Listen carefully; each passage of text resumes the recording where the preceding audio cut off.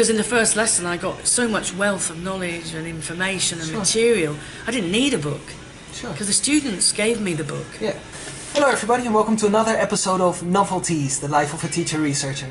Today with me an English language teacher, conference speaker and the creator of Seahorse English. Her name is, and welcome, Melody Phillips. Thank you very much. Melody, before we actually start discussing the question of the week on emergent language teaching, my first question for you is, what exactly is emergent language? Well, I think it's quite difficult to say exactly what it is. I think lots of people are trying to quantify and describe what it is. But I think in general terms, it's a kind of term used to describe language which is coming from the moment in an organic way within the classroom situation. So it's a language which isn't planned already to be taught by the teacher in a prescribed set of lexical sets or prescribed grammar. It's language which just comes up as the students are speaking. Right. But it's also the teacher's job to scaffold that emergent language and provide a kind of environment where students can practice and speak and allow that language to emerge. So it's not a free-for-all. Okay. Right. It's the job of the teacher to what they call co-construct language with the students. Right. The focus, as in the spotlight, is not on the teacher. Right. The focus is on the learner and the information and the interests and the way that people want to express themselves, which then brings the language, which then emerges. The focus is the learner or the learners. But more importantly, to go even a step further, people would argue, and I agree, that it's actually the learners and the teacher or teachers as a group. Right.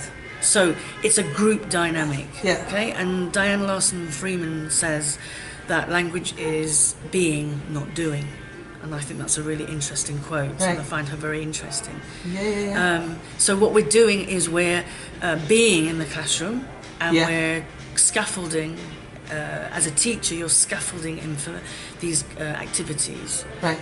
No, and I totally agree with that as well. So would you say that that's why trying to look for ways to let actually language emerge in the classroom is so important for the student? Because we're looking for ways in that idea to help the student express himself in his own unique way. Not only the actions, like you said, but the student's unique way of being as well, in line with its emotions. I think in this, it's interesting. I think that really what we're talking about is the way I'd kind of like put it in a nutshell is that we're facing challenges and rewards. Looking at someone like Rod Ellis and other people, Cramsh, etc., and Scott Thornberry, looking at their work and different people's analysis of conversation in classrooms. The reward is that learning, the argument would be, is that learning takes place when we're trying to negotiate meaning. And a lot of to do with emergent language is about meaning rather than focus on form. The challenge for the teacher is that the argument often is, well, you have to be a very experienced teacher to do this, or that you have to have a very high level, very, very wide, broad base of language, a very highly proficient user of English.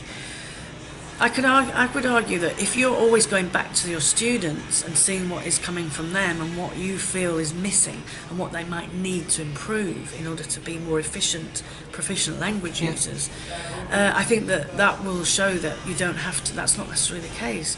As I said recently, I went into a class and found out that they needed certain things in order to talk about their world better. You're looking for ways to actually be you and use what you know and then reconstruct all the knowledge that you possess. And I think that brings on to a very interesting point about authenticity, because one of the challenges, because as I said before, what I see as a set of challenges for students, learners and teachers, and a set of rewards for both, is that this process requires the teacher to be fairly authentic, because out of this emergent language, out of this emergent conversation, is real life, and out of that often comes real life questions that the teacher may not have the answer to in that moment, questions about grammar, and this is what frightens teachers as well. I think that they worry that this is all well and good and it sounds all dancing and fancy and lovely, and real learning takes place perhaps, But what happens if students, I can't control the classroom, I can't control, and I'm scared. And I think that is about being authentic and saying you can't know everything, and being daring, exactly. And you can't know everything, but you can always say to students, I'm not sure about that, I'll come back to you tomorrow, as long as you do. Right. Because that's modelling authentic communication within an English classroom setting. Taking this into consideration, the idea that you should try as a teacher to be authentic as well in order to create this emergent language. Let's have a look at like the advantages of, as a teacher, actually trying to promote this. What are the advantages for the teacher when it comes down to creating environments where we try to let emergent or language emerge? I think the advantages are the reward, again, going back to reward, of seeing real life communication happen that you feel is likely to be used in a real life situation outside the classroom. You can see real life learning taking place, and hopefully that will be used in another situation rather than a set of strictly interactional processes which are not really very useful. You find out about your students, you find out much more about their lives. Students feel more relaxed. Students often share more about what's really going on for them in terms of their lives in more general terms. And of course that brings with itself a richness of emergent language, which wouldn't happen in other situations. I think that also it's more engaging. Yeah, taking into consideration the authenticity and that it's very important to look for ways in the classroom for students to actually not only try to create with the language but also in the way who they are as students. I know you will be able to answer this question, but it's going to be the question of the week for you guys back at home. In the classroom, even though we are still looking for ways in which we give more freedom to the students so that they can become authentic users of the language, most of the time teachers find this still to be a problem. Why? Because many teachers, and that's how I started as well, we were still in the beginning very textbook dependent.